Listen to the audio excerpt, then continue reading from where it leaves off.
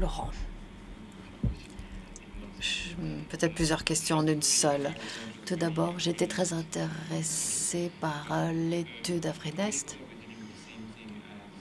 Mais êtes-vous sûr d'être en présence de la même chose? Bon, c'est vrai que souvent, dans les unités néonatales, les enfants arrivent quand ils ont déjà 10 à 15 jours, mais est-ce que s'agit de septicémie précoce ou tardive d'Afrinest? Les deux. D'accord. Et si vous me permettez de poser une deuxième question à propos de la rotation des antibiotiques, je crois que c'est très important, effectivement, mais nous n'avons pas beaucoup de données là-dessus. Je crois qu'il est urgent de recueillir des données sur l'épidémiologie des bactéries en Afrique, qui ne semblent pas être les mêmes que les bactéries les pays du Nord, d'Europe. Le Klebsiella, par exemple, là, il semblerait qu'il y ait des niveaux bien plus élevés qu'ailleurs dans l'hémisphère nord. Donc,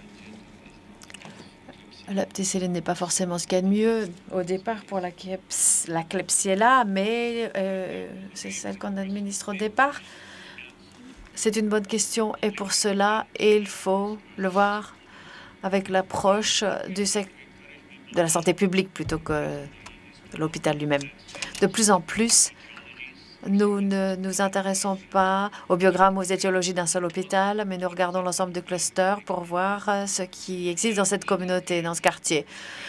Quand il y a une infection résistante aux médicaments, on passe à la deuxième intention comme traitement pour sauver des vies. C'est la réaction immédiate. Mais actuellement, ce que l'on voit, c'est que rapidement, il n'y a plus d'antibiotiques d'efficaces.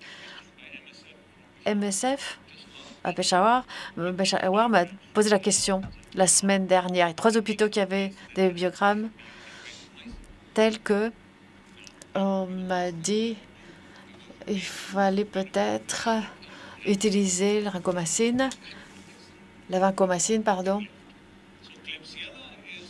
Vancomycine, pardon. Je me suis dit non, parce que si ça marche pas, il n'y a plus rien. La Klebsiella, d'accord, mais après, il y a d'autres bactéries pour lesquelles le problème est encore plus grave.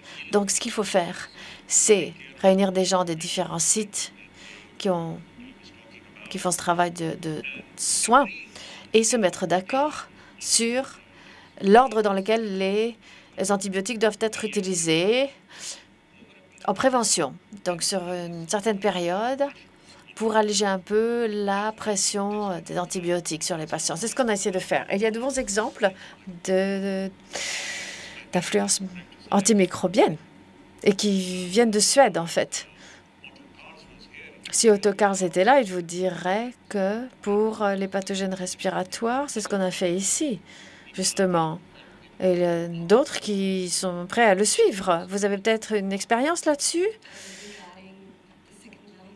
Pour la rotation des antibiotiques, l'idéal, ça aurait été de se mettre d'accord avec les autres hôpitaux pour mettre en place un système, c'est vrai. Mais on n'est pas tout à fait à ce stade. On en est encore à l'échange d'expériences et puis progressivement, on s'aperçoit que d'autres unités ont les mêmes problèmes. Mais à l'époque, on n'était pas encore au stade où on aurait pu se mettre d'accord sur un système d'antibiotiques de deuxième intention. Mais ça doit être l'objectif, c'est vrai. D'autres questions?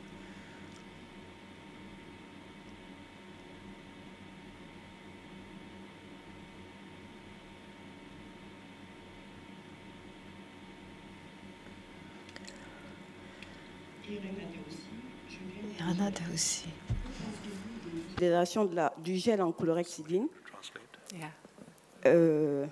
dans un contexte où 2/3 des enfants, des accouchements se passent à domicile sans assistance. Ça, c'est la première question. La deuxième, c'est par rapport à la stratégie SONU, soins obstétricaux néonataux d'urgence. Qu'en pensez-vous? Merci. Is there somebody who can translate? Uli, can you translate it? The first question was regarding chlorhexidine. La première question, c'est le chlorhexidine. Quand il y a une infection et qu'on n'est pas dans un centre médical, c'est ça? Ça, c'est la recommandation de l'OMS. Si l'accouchement se fait dans un environnement sales, avec un fort risque de colonisation et d'infection, eh bien, c'est une stratégie de prévention très efficace. Mais, étant donné les données des 2 études en Afrique, vous avez beaucoup d'accouchements à l'hôpital. Et la chlorhexidine ne présente pas d'avantage sur la mortalité. Pour la qualité des résultats, mais ça ne se traduit pas par une baisse de la mortalité. Et c'est vrai que à Stockholm aujourd'hui, ça sert à rien d'avoir ces kits d'accouchement parce que l'environnement est déjà propre. Mais c'est pour les accouchements hors hôpital.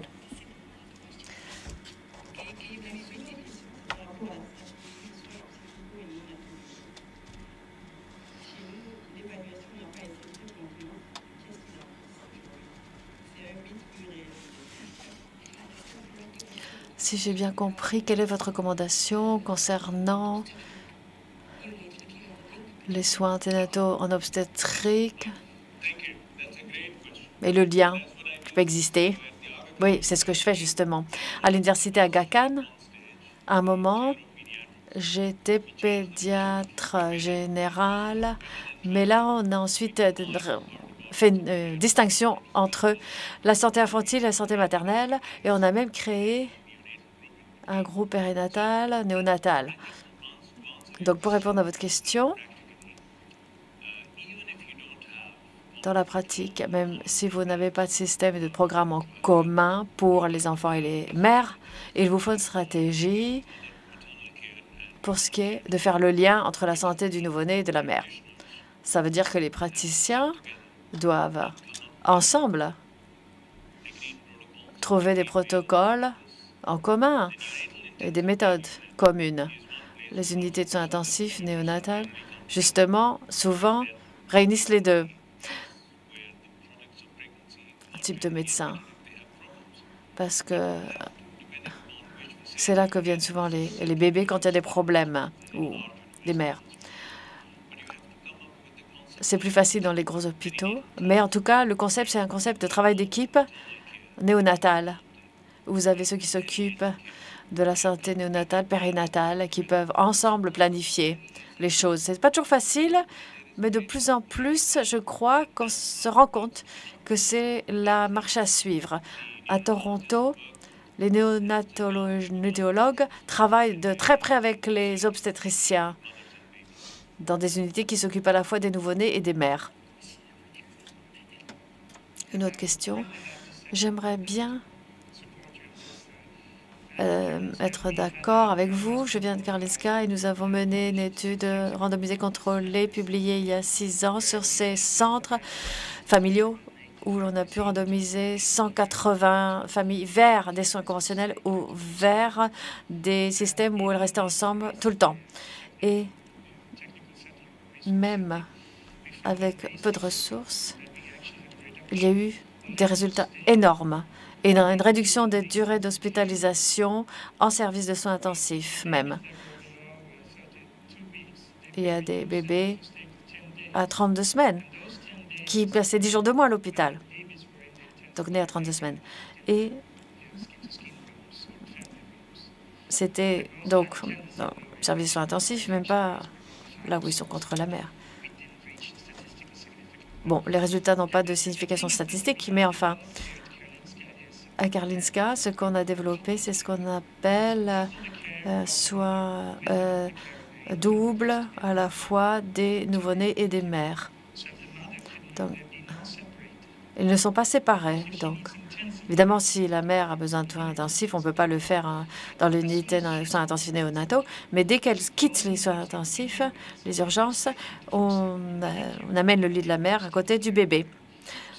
Et là, vous avez donc les visites des sages-femmes, des obstétriciens. C'est exactement ce qu'il faut faire, je crois. Et je suis d'accord avec vous. Le contact peau contre peau immédiat, ça serait intéressant de voir les résultats aussi. Parce que ce que l'on recherche à établir, c'est les effets s'il n'y a pas de séparation dès le début, même lorsque le nouveau-né n'est pas stable.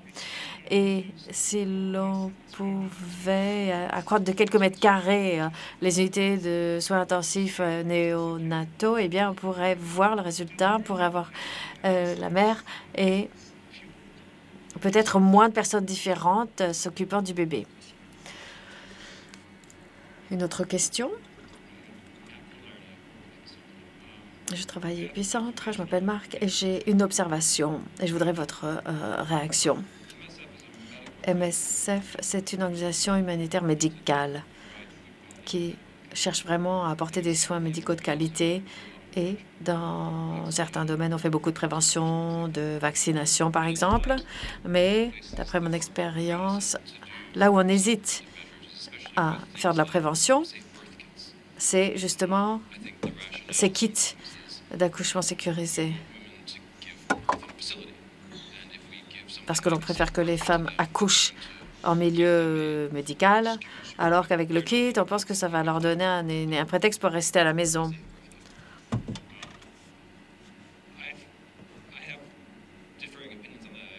J'ai une opinion qui change tout le temps là-dessus, mais je crois que c'est discutable. Je ne sais pas. Je me demandais ce que vous en pensiez.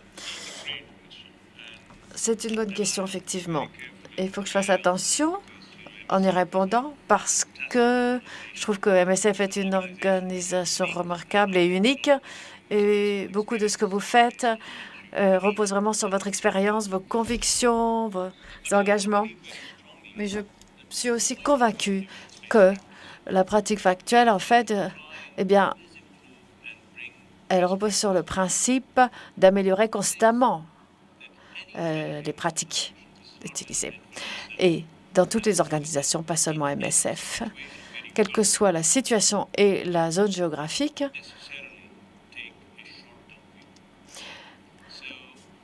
le point de vue adopté n'est pas toujours à court terme, alors que il faut quand même avoir un objectif qui concerne cette communauté, ce contexte-là.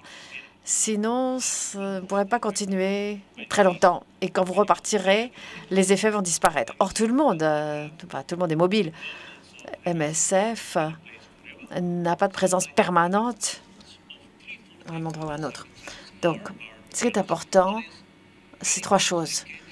Des liens très étroits avec le programme de santé publique, quel que soit son format dans le secteur public, pour que ce que vous faites puisse être informé et informer ce système. Et ensuite, une approche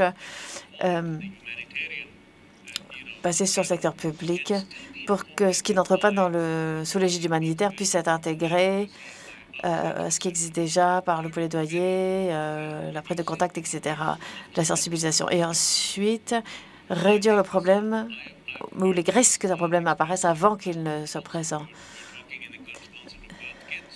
Alors, vous parliez en particulier des birth kits. Des organisations humanitaires me disent « c'est pas notre responsabilité de nous occuper de l'hygiène, nettoyage des biberons, etc. C'est à quelqu'un d'autre de le faire. » Et pourtant, ils ont des enfants qui meurent du choléra ou de la diarrhée tous les jours. Et quand il y a une épidémie de choléra, combien de personnes sont mobilisées pour sauver des vies?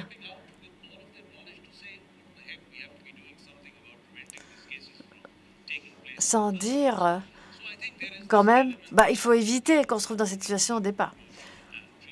Il n'y a pas beaucoup de gens qui n'en parlent pas. Donc, il faut cette communication, cette interaction. Et ensuite, il faut aussi le suivi, l'évaluation, y compris de votre expérience à vous, ce que vous avez pu apprendre, pas seulement les indicateurs. Dans l'humanitaire, ou que vous soyez une organisation universitaire ou autre, apprendre au fur et à mesure et améliorer sa pratique sur la base d'approches qui ont fait leurs preuves. Et là, je ne parle pas du travail de recherche, mais un travail de suivi, d'évaluation, de responsabilisation. Pour moi, c'est vraiment ce qu'il y a de mieux. Et il faut qu'il y ait un processus d'apprentissage au sein de l'organisation, quelle qu'elle soit. Je trouve que c'est la meilleure approche. Ça se bouscule au portillon. Je suis d'avis que on est tous d'accord sur les avantages de la communication avec la communauté, savoir ce qui se passe autour. Nous savons tous que MSF ne passe parfois que quelques mois ou quelques années aux différents endroits, parfois plus longtemps qu'on le souhaiterait au départ, mais je ne sais pas s'il y a beaucoup d'organisations qui restent au même endroit très longtemps. Et donc, la durabilité, c'est important, mais ça ne peut pas être le seul facteur qu'on prend en compte. Et pour revenir à ce que disait Matthew, ce qui nous inquiète parfois, c'est justement que en distribuant ces kits, on ne veut pas avoir de conséquences et dissuader les femmes de venir aux centres médicaux pour accoucher avec l'aide d'une équipe professionnelle. Et justement, c'est le dilemme parfois quand il s'agit de distribuer ces kits. Bon, c'est pas à cause de principes philosophiques, à savoir on est ou non en faveur de tel ou tel mode d'hygiène. Je pense que là, on est tous d'accord sur ce qu'il faut faire pour le nettoyage, etc. Je peux vous rassurer là-dessus. Alors, dans ce cas, parce qu'on a étudié de près cette question lors de l'évaluation mondiale des kits, etc., d'hygiène. Dans notre étude, il y a eu 3 grands essais par cluster. Eh bien, on n'a jamais vu, quand le message est le bon, de faits néfastes quand on distribue ces kits. Ça n'est pas le cas. Ça n'a pas d'effet, disons, pervers, si vous voulez. Et quand on travaille avec les professionnels de la santé locaux pour faire de la promotion, de la sensibilisation auprès de la population locale, l'impact est positif pour ce qui est de la venue de ces femmes pour accoucher. Donc, ça dépend du message que vous faites passer et la manière dont vous distribuez les kits. Mais en tout cas, dans notre expérience, dans le cadre de grands programmes, là-dessus, nous n'avons pas vu d'effet négatif. Dans nos projets, en général, on distribue des kits d'accouchement intégrés dans le travail de consultation anténatale. Et là, on détecte les signes, les alertes pour voir si il faut recommander aux femmes de rester chez elles en utilisant le kit. Alors, et pour celles dont on pense qu'il va y avoir un problème, eh bien, on leur conseille de venir sur place. Et avec cette démarche, loin de les dissuader de venir à l'hôpital, au contraire, avec le kit d'accouchement, on les incite à venir accoucher à l'hôpital. Mon français n'est pas terrible. Mon anglais, pardon, n'est pas terrible. Donc, le mieux, c'est que je pose la question en français, dit ce monsieur. Question que je vais essayer de faire court. Premièrement, dans l'expérience d'Haïti, que j'ai trouvée très intéressante, il m'a semblé que les enfants en soins kangourous étaient 100% colonisés par des germes multirésistants. Comment l'expliquez-vous? Est-ce que vous avez regardé ce qui se passait dans les salles d'accouchement? Et est-ce que ce n'était pas là l'origine de ces infections, en tout cas de ces colonisations nosocomiales? Deuxième question. Maybe I can go ahead with the first one.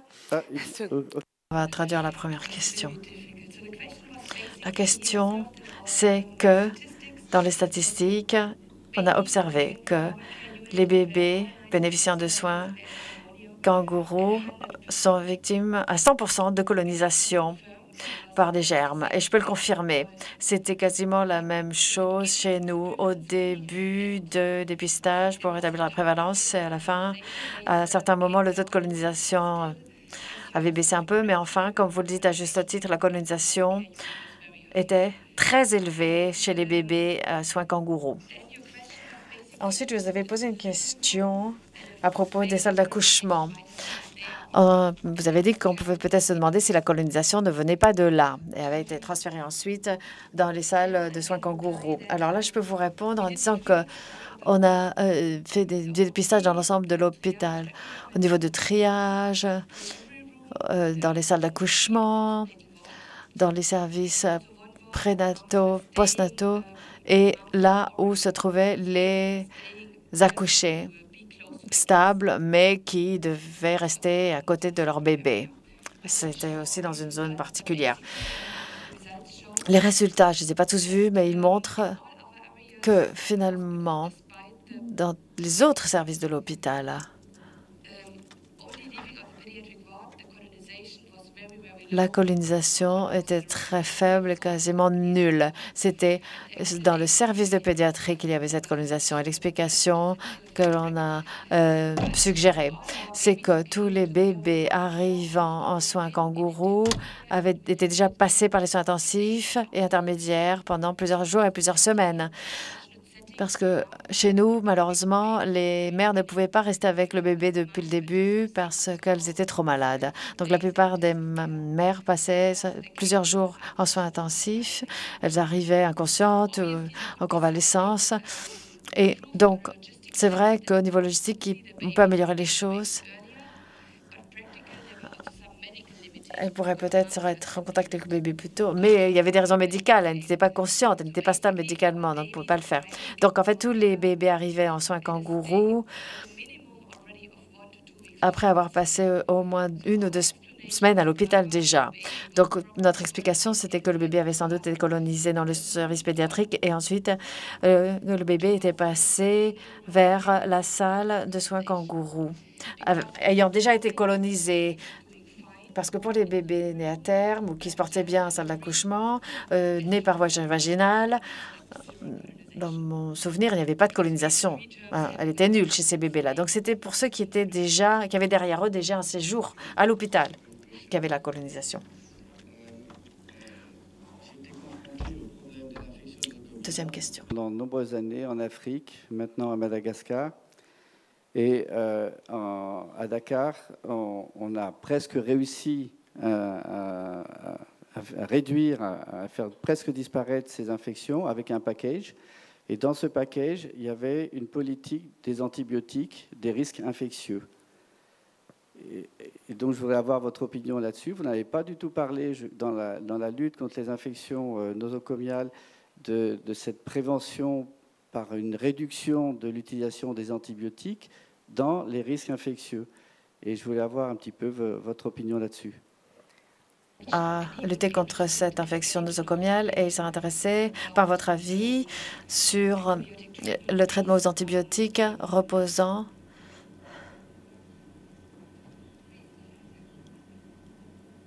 on n'entend pas malheureusement l'intervention.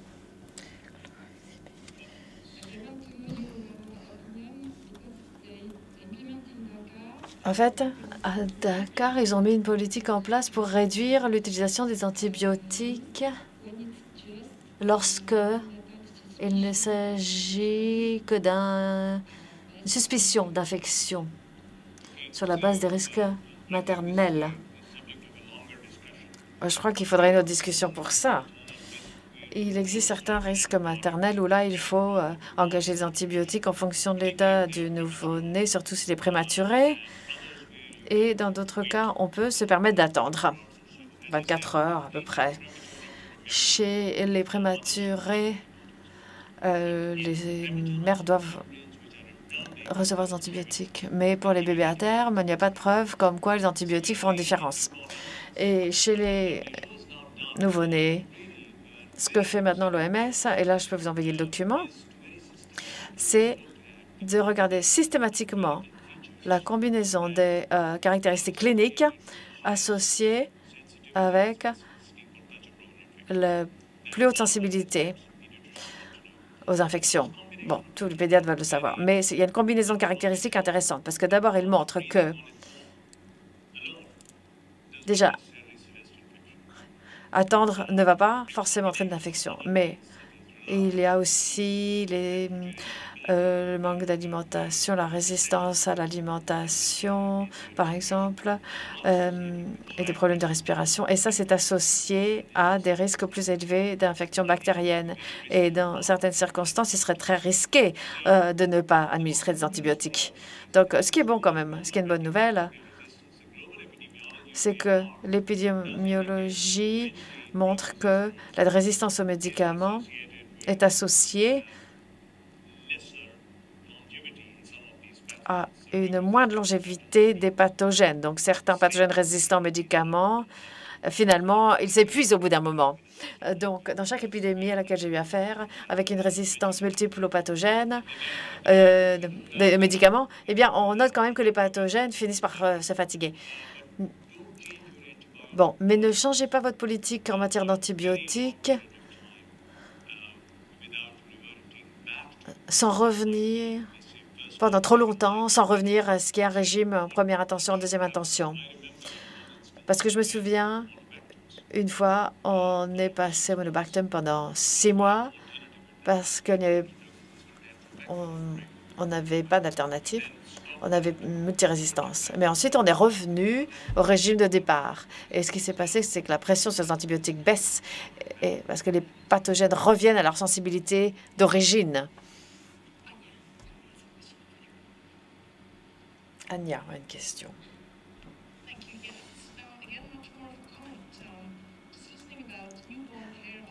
À propos de ces soins nouveau-nés, quand on parle depuis le début de la journée, moi, je pense maintenant, après avoir écouté tout ça, qu'il faut faire déjà ce qui est fondamental correctement. Et pour la plupart des projets en pédiatrie, sachant que dans la plupart de ces projets, il n'y a pas de pédiatre, je crois qu'il faut, en établissant des stratégies, surtout travailler pour que les collègues arrêtent d'être effrayés lorsqu'ils voient un bébé qui a une septicémie. Il n'y a pas que l'aspect médical, il faut aussi travailler à l'aspect psychologique, rassurer les collègues qui n'arrivent pas à dormir parce qu'ils ont peur de perdre ces nouveau-nés. Et là, il faut une meilleure stratégie pour sensibiliser les collègues et les rassurer. D'accord, merci. Une dernière remarque? Et je voudrais peut-être conclure maintenant en disant que MSF peut faire beaucoup côté prévention.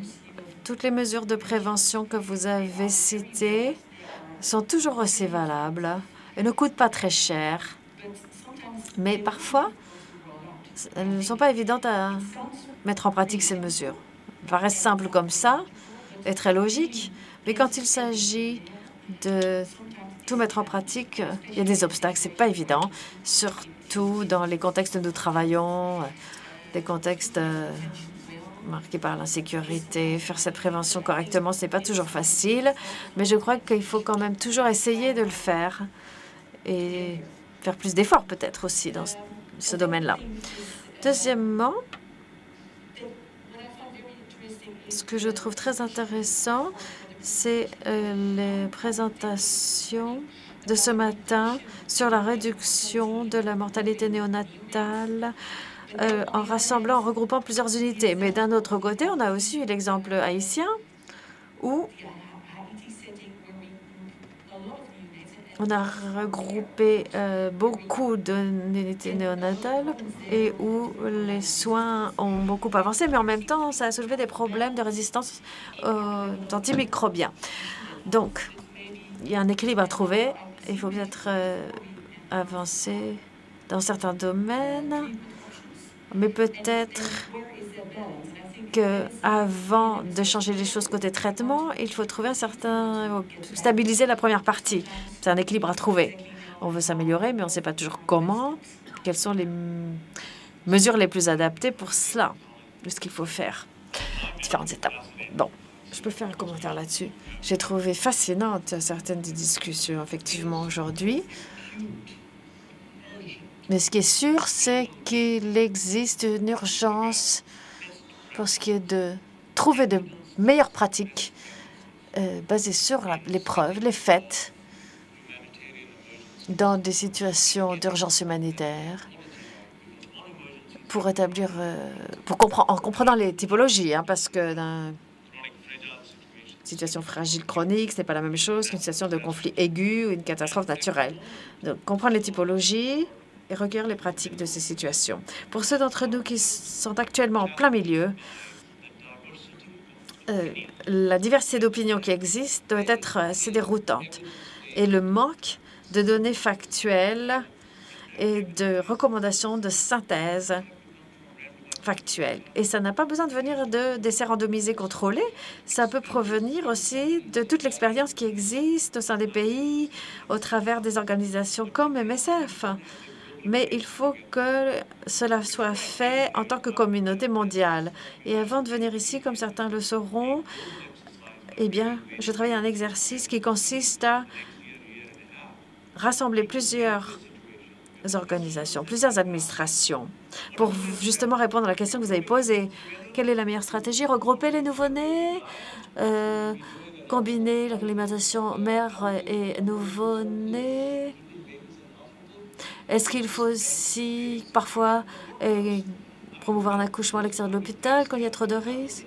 Tout ça, ça peut s'examiner en tant que communauté unique. Et je crois que c'est l'occasion de le faire et de mieux le faire. Et là, je lance une invitation à MSF pour qu'elle participe à cette discussion. Ça fait 1 an ou 2 qu'on y travaille, hein, pas seulement dans le domaine des nouveau-nés, mais aussi les adolescents, les enfants, la santé psychologique aussi.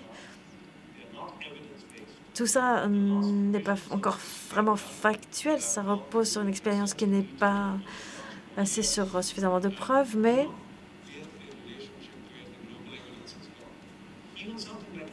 il y a quand même des éléments. Et pour les différents types d'antibiotiques, il n'y a pas encore suffisamment de données. Et il y a aussi ces kits, ces outils qui peuvent être utilisés en l'absence d'unités de soins intensifs néonataux. C'est autant de pratiques qui peuvent fournir des données qu'on peut ensuite incorporer au manuel. Mais ce qui est sûr, c'est qu'il faut qu'on travaille tous ensemble. Et là, l'invitation est générale. Merci, ça conclut parfaitement la séance. On va répondre à votre proposition, j'en suis certaine. Merci beaucoup à Oli aussi.